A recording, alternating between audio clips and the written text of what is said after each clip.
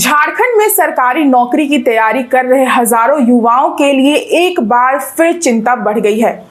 झारखंड लोक सेवा आयोग यानी कि जेपीएससी एक बार फिर से विवादों में घिर चुका है। पहले 14वीं संयुक्त असैनिक सेवा प्रारंभिक परीक्षा यानी कि पीटी के परिणाम को लेकर सवाल उठे थे।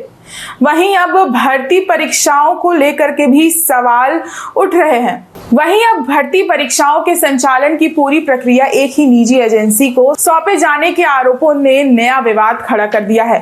प्रतियोगी परीक्षाओं की तैयारी कर रहे अभ्यर्थियों का कहना है कि जब परीक्षा प्रक्रिया की निष्पक्षता पर सवाल उठते हैं तो सबसे बड़ा नुकसान उन छात्रों का होता है जो वर्षों की मेहनत और उम्मीदों के साथ परीक्षा देते हैं। आरोप है कि TSR data processing private limited नामक एजेंसी को आवेदन प्रक्रिया से लेकर अंतिम रिजल्ट तैयार करने तक के कई महत्वपूर्ण कार्य सौंप दिए गए हैं। दावा किया जा रहा है कि यही एजेंसी पहले उत्तर प्रदेश की भर्ती परीक्षाओं से जुड़े विवादों में भी सामने आ चुकी है और वहां इसे लेकर गंभीर सवाल उठे थे। इसी वजह से झारखंड में भी इसकी भूमिका को लेकर अभ्यर्थियों और कई जनप्रतिनिधियों ने चिंता जताई है। जानकारी के मुताबिक पहले भर्ती परीक्षाओं में पारदर्शिता बनाए रखने के लिए अलग अलग चरणों की जिम्मेदारी अलग अलग एजेंसियों को दी जाती थी। प्रश्न पत्र की गोपनीय छपाई, ओएमआर शीट की स्कैनिंग और डेटा प्रोसेसिंग, मूल्यांकन और रिजल्ट तैयार करने जैसे काम अलग अलग संस्थाओं के माध्यम से कराए जाते थे।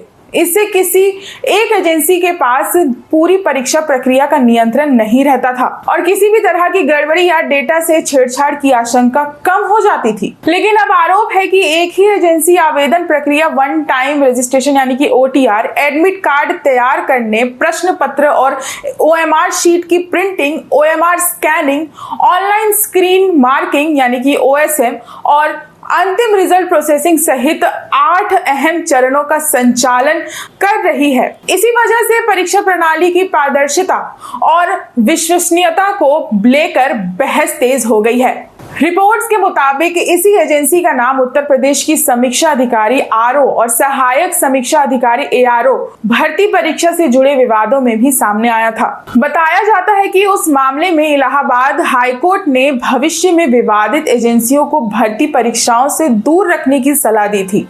हालांकि झारखंड में इस एजेंसी की नियुक्ति को लेकर आयोग की ओर से अब तक कोई आधिकारिक प्रतिक्रिया सामने नहीं आई है। बताया जा रहा है कि हाल के वर्षों में यही एजेंसी जेपीएससी की कई बड़ी भर्ती परीक्षाओं का तकनीकी संचालन कर चुकी है। इनमें नगर निगम कार्यपालक अभियंता भर्ती परीक्षा, झारखंड स्वास्थ्य सेवा संयुक्त नियुक्ति परीक्षा, झारखंड वन क्षेत्र पद अधिकारी नियुक्ति परीक्षा और वर्ष 2026 की संयुक्त सैनिक प्रतियोगिता परीक्षा के विभिन्न चरण शामिल है। इस बीच 14वीं संयुक्त असैनिक सेवा प्रारंभिक परीक्षा का परिणाम भी पहले से विवादों में है। अभ्यर्थियों ने आरोप लगाया था कि आयोग के सभी सदस्य के हस्ताक्षर के बिना परिणाम जारी किया गया है और कट ऑफ भी सार्वजनिक नहीं की गई। इन आरोपों के बाद अब परीक्षा संचालन से जुड़े नए सवालों ने छात्रों की चिंता बढ़ा दी है। इसी मुद्दे को लेकर डुमरी विधायक और झारखंड लोकतांत्रिक क्रांतिकारी मोर्चा यानी कि जेएलकेएम के नेता जयराम महतो मंगलवार को राज्यपाल संतोष गंगवार से मिले। उन्होंने राज्यपाल को ज्ञापन सौंपते हुए 14वीं जेपीएससी परीक्षा के परिणाम में कथित गड़बड़ियों की निष्पक्ष जांच कराने और आगामी मुख्य परीक्षा को फिलहाल स्थगित करने की मांग की है। उन्होंने यह भी सवाल उठाया कि जिस एजेंसी पर पहले से विवाद रहे यानी कि जो एजेंसी पहले से ब्लैकलिस्टेड है, उसे झारखंड की इतनी महत्वपूर्ण परीक्षा का जिम्मा कैसे सौंपा गया। जयराम महतो ने दावा किया कि परीक्षा परिणाम आधी रात में जारी किए जाने से भी अभ्यर्थियों के बीच संदेह पैदा हुआ। उन्होंने कहा कि यदि छात्रों के हित में जल्द कोई ठोस कदम नहीं उठाया गया तो अगले 2 दिनों में बड़े आंदोलन की रूपरेखा तैयार की जाएगी। उन्होंने यह भी कहा कि इस मुद्दे पर जो भी राजनीतिक दल छात्रों के समर्थन में आगे आएगा, उनकी पार्टी उसका समर्थन करेगी। जैसा कि सूचना आप सबों को भी मिली है, इस बार के 14वीं जेपीएससी में कई त्रुटियां सामने आ रही हैं, जिनमें पहली त्रुटि है एक कार्बन कॉपी ओएमआर शीट की है, जिस पर अभ्यर्थी ने मात्र 48 आंसर को ही टिक किया है यानी गोल घेरा किया। उसके बाद भी अगले राउंड के लिए उनका नाम चयन में है, उनके नाम का रिजल्ट प्रकाशित हुआ है। दूसरी बात है, सबसे महत्वपूर्ण विषय है कि आयोग के सदस्यों का हस्ताक्षर नहीं है। जब उस रिजल्ट में आयोग के सदस्यों का हस्ताक्षर नहीं है, उसके बाद भी जारी होना इस बात को स्वयं दर्शाता है, इंगित करता है कि यह प्रक्रिया अवैधानिक है। साथ ही साथ जिस कंपनी को, जिस एजेंसी को ये टेंडर दिया गया था एग्जामिनेशन करवाने का, वह उत्तर प्रदेश में ब्लैक लिस्टेड है। जो कंपनी उत्तर प्रदेश में ब्लैक लिस्टेड है, वो झारखंड में एग्जाम कैसे करवा पा रही है और झारखंड में उसको एग्जाम करने क्यों दिया जा रहा है?